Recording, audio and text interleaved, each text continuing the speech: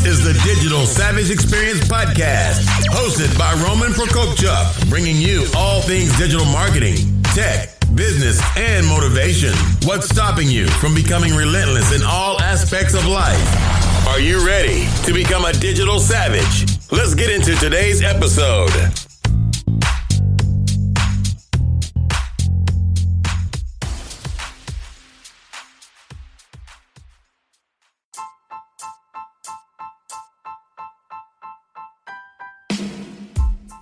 Hey everyone, this is Prokopchuk, and this is the Digital Savage Experience podcast.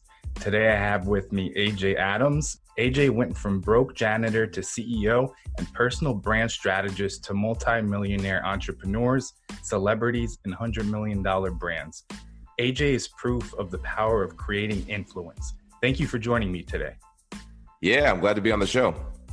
Thanks for coming on. So tell me a little bit about your journey. How did you get to where you are today? So I actually started, like a lot of entrepreneurs, doing something different than what I'm doing now. Now I'm in the branding and marketing space. I started as a motivational speaker. I was a youth pastor for a long time, and then I wanted to reach students who were outside of churches. And I discovered motivational speakers like Les Brown, Zig Ziglar, Tony Robbins. And I went all in because I realized these guys get paid to travel and tell stories and talk. That's my dream job. How did I not know this already existed? So I jumped into that. About a month after I discovered it, I started an LLC. And then the following year, I started marketing myself, finding events, getting booked on stages. The challenge for me, though, was that I didn't have a successful business that I could leverage. I didn't have a crazy story. I wasn't on drugs. Didn't come from a game background. I wasn't a pro athlete or celebrity. I had a pretty normal story. So I had to figure out, how do I position myself? And this is where I really first dug into authority positioning. How do I position myself as an expert authority? And how do I tell my story and position it in a compelling way to get people to put me on stage and pay me thousands of dollars to talk? So I dove deep into studying branding, just obsessed over it, marketing, social media, started studying every speaker who was successful. And eventually I got pretty good at it. I was getting paid more in an hour on stage than I was getting in a month at my day job. Other speakers started to take notice. I started coaching and consulting some other speakers and coaches. And about almost 4 years ago, I launched an agency. And just through my personal brand, through having great positioning, I landed a partnership with a gentleman named Brand Domination. Few people know who he is unless you're kind of in that high inner circle. But in the world of high fashion, he's been business partners with Tommy Hilfiger. He was behind the launch of the clothing line for Jennifer Lopez, which was a $3.5 billion deal. So he's worked with some of the top level celebrities in that space. And just through speaking and through my brand, I had a partnership with him, started working with his celebrity clients. We co-wrote a book together that released a couple months ago. And from there, I've just continued to build my brand, continued to find ways to help entrepreneurs increase their influence, make a greater impact, and generate more income. So that's kind of brought us to where we're at now. That's awesome. And in terms of kind of making the leap into starting your agency, obviously you were building a network. How easy was it to transition, and what kind of influence doing it at that time? So it was an easy transition. It was I'm a big believer that you should make pivots and evolve, not necessarily start all over again. Especially if you have something that works well, find a way to evolve that to the next level. So I went from building a brand to speaking about branding to doing coaching about personal branding and social media to then launching an agency. The first agency failed.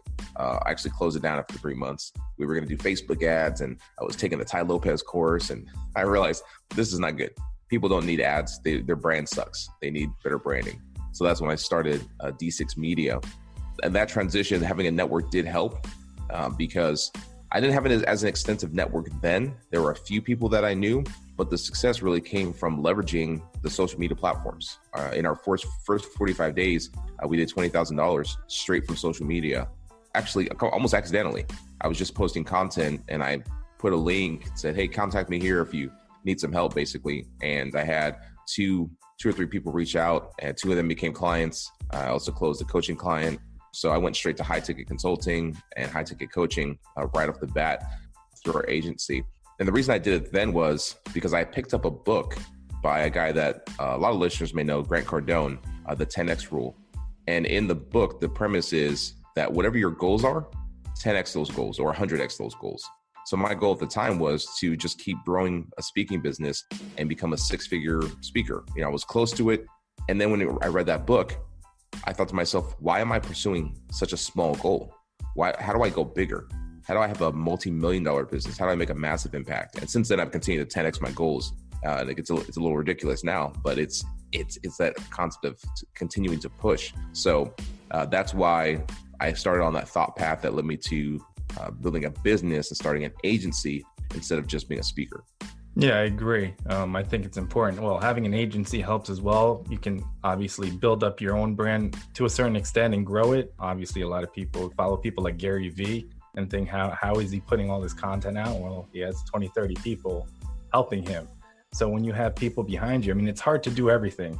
As a business person, as an agency founder, you have to outsource some of the things that are either being able to automate or some of the reoccurring tasks so you can focus on the main. So perfect example, you drove business from social media. So social media, people are posting random stuff. Yeah, it's cool, your dog did so-and-so, but you can really utilize and leverage social media to drive sales and leads and basically propel your brand.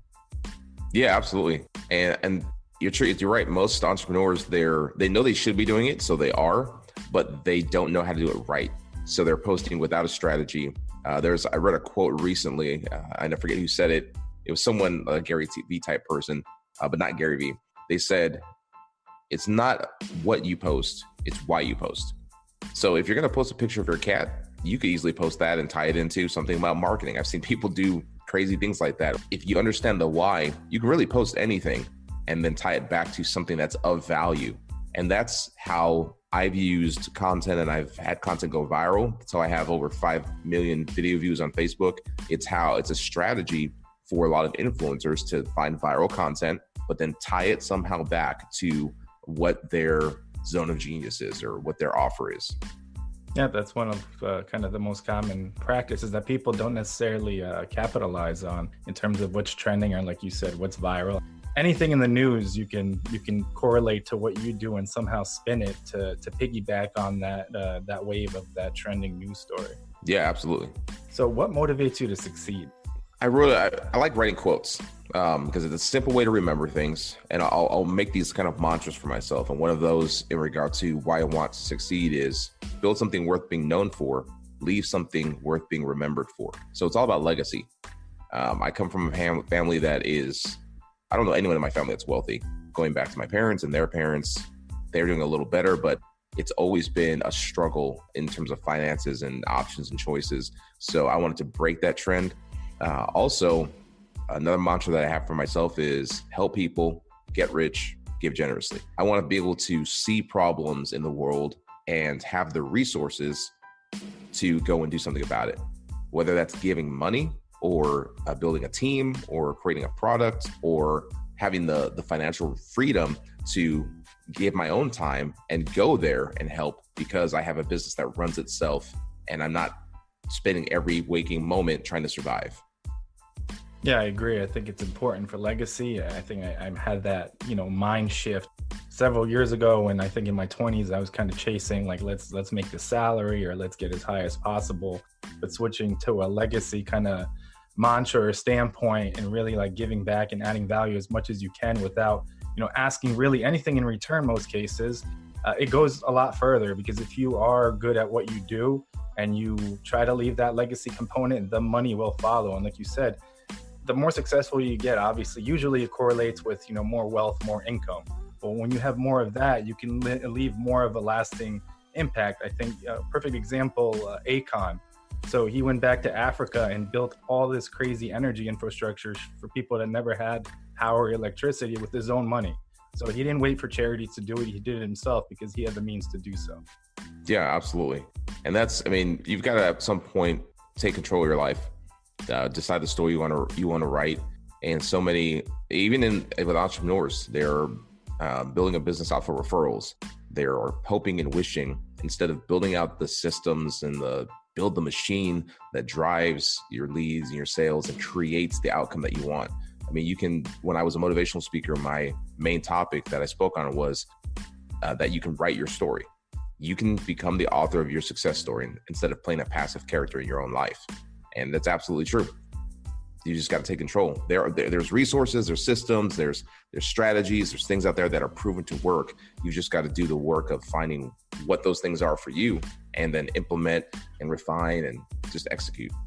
Yeah, I think double down on your strengths, and it's about to be 2020. So all information is open source. You can learn anything you want. I think it comes down to, like you said, you have to do the work, and majority of people want instant gratification. So they're not willing to put in the time or, the failures to get to where they want to get. Yeah, it's true. Because there's three things. There's profit, there's progress, and there's process. Everyone wants to profit. Some people are okay with they like making progress, but few people are willing to go through the process. And that's the hardest part, because that process involves a lot of failure. It looks like failure. It looks like adversity.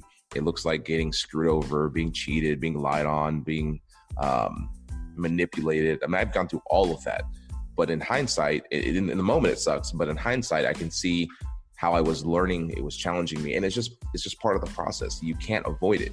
If you want to lose weight, you're going to experience sweating, pain, aching, soreness, frustration, fatigue, all of those things. But you're convinced of the outcome, so you push through it. Yeah, I think habits are important too, because after, like the weight loss example, once it becomes a habit, it's a lot easier and you're more hungrier to go after it after a certain amount of time of consistently sticking to it. Yeah, and I would say even beyond that, once it becomes a habit, then you've got to make the necessary adjustments or shifts to turn that habit into a lifestyle. Because you can drop a habit, you can fall off of a habit, but if you make it a lifestyle, now you've built your life around that thing, and that's when it goes to a whole nother level. There are certain things that I've made a lifestyle. When I was in my early 20s, I struggled to get up and go to a meeting at 8:30 because it was too early. Now I'm up every morning before 5. And I got 3 kids, so I'm up before 5. I'm helping my wife. I'm taking care of the kids, and that's when my day starts. But it was a habit, and now it's become part of my lifestyle to where I don't even really think about it. I'm on it. I do it. Yeah, I agree. So what's one weakness you may have seen in yourself in the past that you've turned around and utilized as a strength today?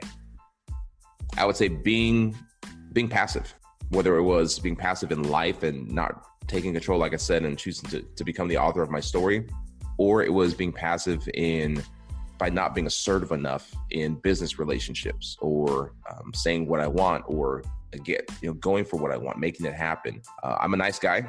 I am almost to a fault. I'm trusting to a fault. So I've had to learn how to be a better judge of people, be more shrewd with people, give trust. There's a certain amount of trust I give every person.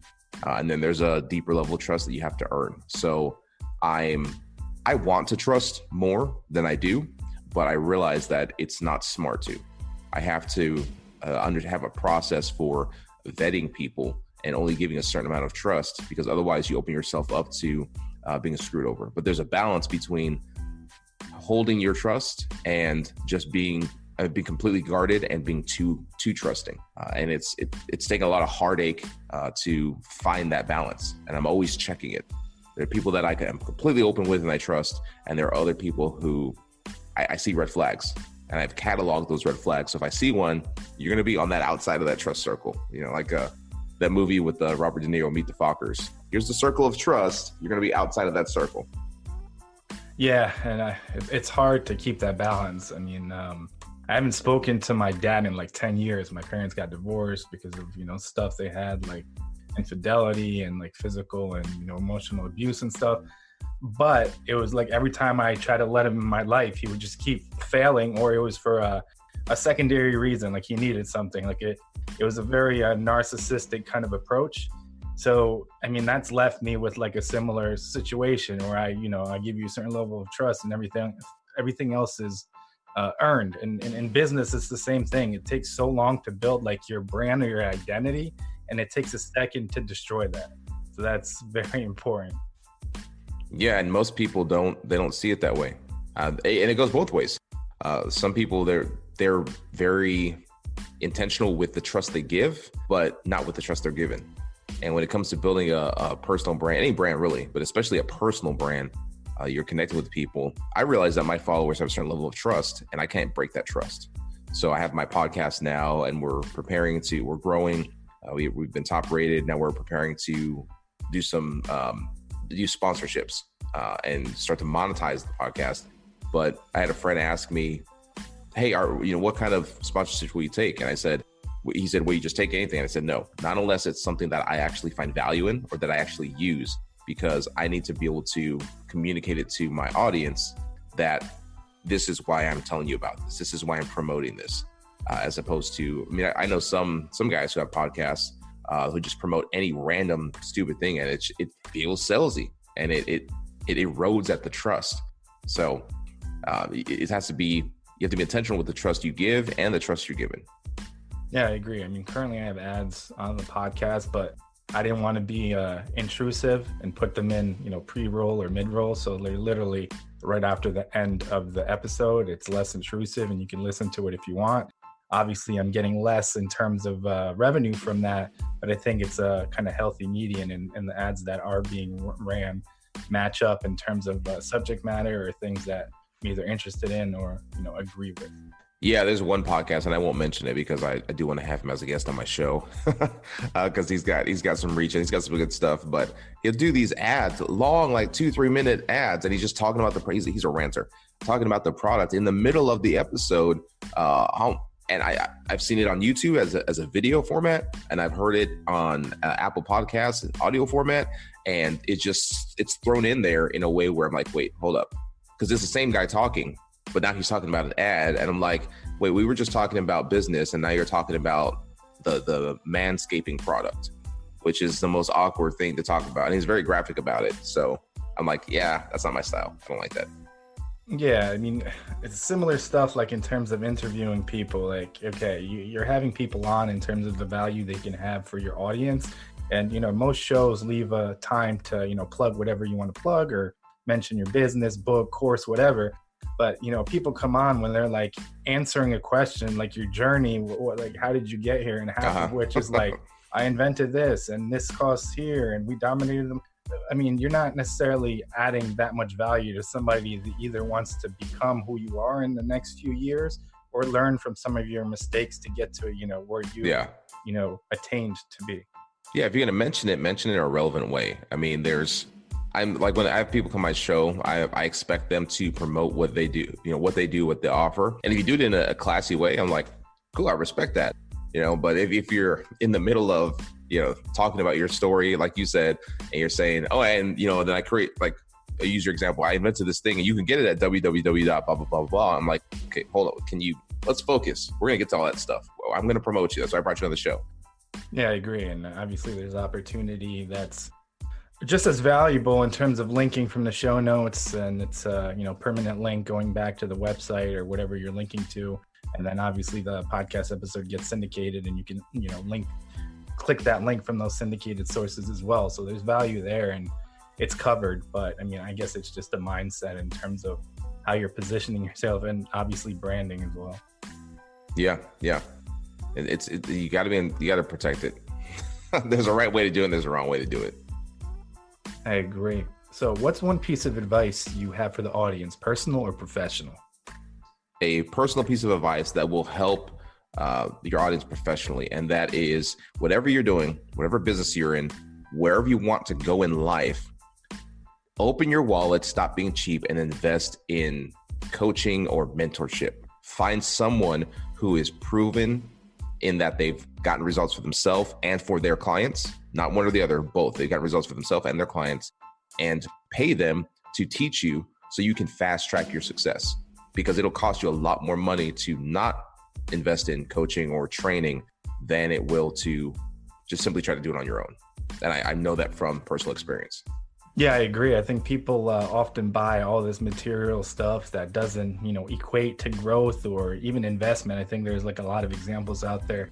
People are buying Gucci, Prada, so-and-so, but do they own any stock in that company, which, you can make profit with dividends and obviously the increase of the stock.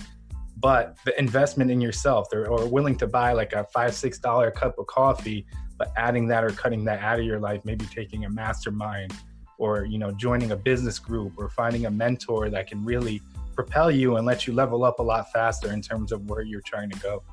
That's true. That's true. And I want to clarify what I said. When I say open your wallet, invest in coaching, mentorship, what I'm really saying, and this is what I'm all about, you'll hear me say this in any interview you listen to that I do, relationship, invest in relationships, because relationship is the true currency of business. And if I paid a coach, I hired 2 coaches this year. Both of them one of them is doing $10 million a year. The other helps people scale to 7 figures. And I opened up my wallet, I invested in them. But now that I've invested in their services, I now have a relationship with them, which is far more valuable than anything else. That's why I started a podcast, to connect and build relationships. I've got a relationship with you now that I didn't have before. And once you build a relationship with someone, you potentially have access to relationships they have. You may find mutual relationships. That's a currency you can build no matter what stage of life you're in. You can be homeless and build relationships. Yeah, I agree. I think that's why it's really important. I think 3 or 4 years ago, I tried to make like a main personal focus, business focus. And it was really like trying to get it to as many conferences as I could, as many marketing events, and meet as many people. So, I mean, I met like Gary Vee. I mean, I spoke to him briefly, like 10 seconds. Gerard Adams, Max Levchin, the co-founder of PayPal. And all of this was basically taking the time, or having somebody that paying like a virtual assistant or assistant, take the time and find these events, and all of them are free. So there's a lot of stuff you can get to and tap resources and not pay anything for it. If you're complaining about, you know, I don't have the money to do so. Well, I could have paid, but I met all these people absolutely free. All I've invested is finding the opportunity where they would be, and basically finding transportation to usually New York City. Right. And I mean, we connected because I'm using a new strategy for how I'm connected with people on LinkedIn.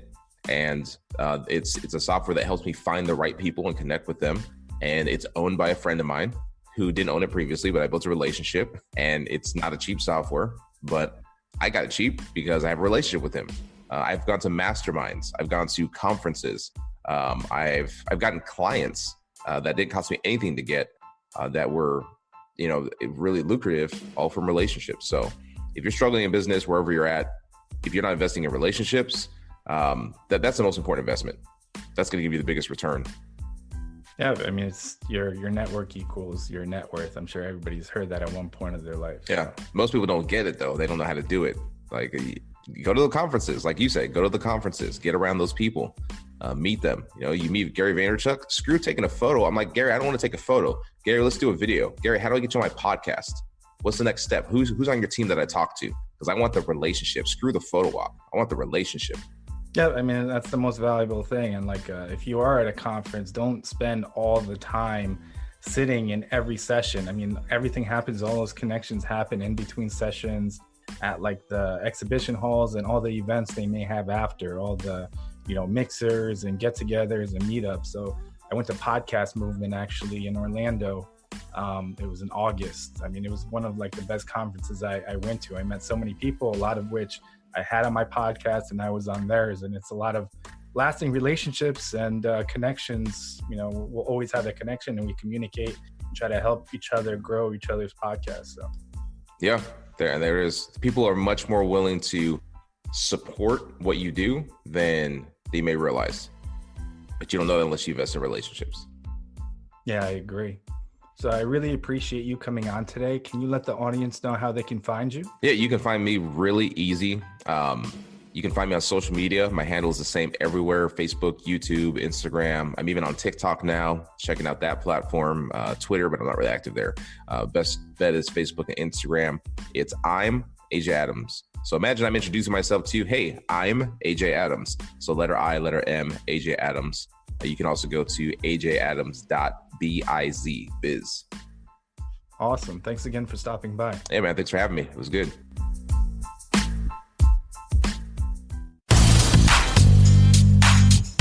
This podcast has been brought to you by Nova Zora Digital. Find out how Nova Zora Digital can help your company grow online. Learn more at novazoradigital.com. Until next time, all you digital savages.